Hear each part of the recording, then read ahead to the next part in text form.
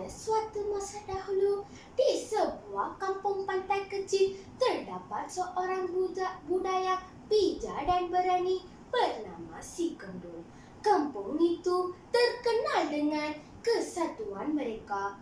Tetapi selepas kematian pemimpin tersayang, rakyat kehilangan rasa hidup bersama. Pada suatu hari, sampailah satu berita yang mengejutkan kepada penduduk desa tersebut bahawa sekumpulan lanun kejam merancang untuk menyerang dan merampas harta benda mereka. Hah? Apa? Ada lanun nak serang kampung kita? Bahaya ni! Hidup kita tidak akan aman. Kita nak bergantung kepada siapa? Tak, pengelus sudah tiada. Sapa seorang penduduk. Si Kendul yang merasa kesediaan ke penduduk desa itu mengumpulkan mereka di bawah pokok besar di lapangan kampung. Dengan tekad yang ada dalam matanya, dia berkata, "Warga kampung yang saya kasihi, sudah tiba masanya kita berdiri bersama dan melindungi rumah kita. Perpaduan adalah kekuatan kita yang terbesar dan melalui kerjasama kita dapat mengatasi cabaran apapun datang. Kita tidak boleh lagi berpecah belah. Kita tak boleh lemah. Ini kampung kita. Kita mesti bersatu untuk kalahkan lanun itu." Penduduk desa melihat Si Kendul dengan bercampur baur antara keraguan dan harapan. Salah seorang penduduk Sunani mengangkat tangannya dan bertanya, "Tetapi Si Kendul, bagaimana kita boleh melawan lanun? Mereka sangat ganas dan jumlah mereka lebih ramai daripada kita." Si Kendul tersenyum dan menjawab dengan penuh yakin, "Sunani, saya faham kebimbanganmu. Itulah sebab kita perlu bersatu, yakin dan menyusun strategi kita. Walaupun jumlah kita lebih sedikit, dengan bekerja sama sebagai satu pasukan, kita dapat mengalahkan musuh kita. Setiap orang daripada kita mempunyai kemahiran yang tersendiri. Apabila digabungkan menjadi kekuatan yang hebat." Tiba-tiba seorang penduduk menjawab, "Betul tu! Siapalah hendak pertahankan kampung kita? Ini tanah lahir kita. Selama ini kita lemah sebab kita berpecah. Sedangkan semasa hidup, Tok Penghulu telah ingatkan, bulat manusia kerana mufakat. Bersatulah walau apa juga keadaan sekalipun. Hanya dengan bersatu, kita akan teguh. Bercerai, kita roboh."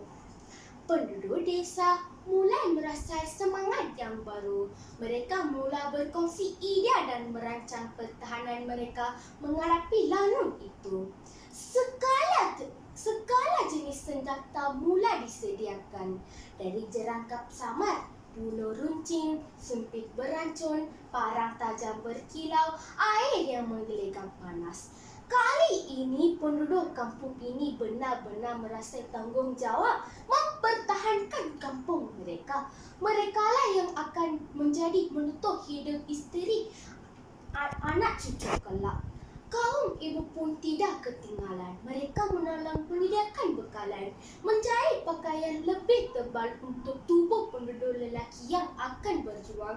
Tidak kurang juga kaum ibu yang mahir berpencak silat turut serta untuk berjuang. Begitulah semangat mereka menjaga maruah diri dan kampung. Malam sebelum pertempuran dijangkakan, Si Kendul mengumumkan perhimpunan terakhir.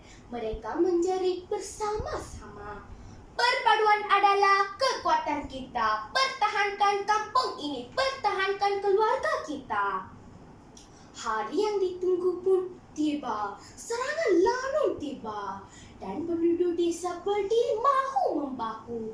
Kesatuan mereka tidak goyah. Apabila lanun mendarat di kampung itu, suara Si Kendul bergema, "Ingatlah strategi kita, percaya satu sama lain dan berjuang sebagai satu pasukan."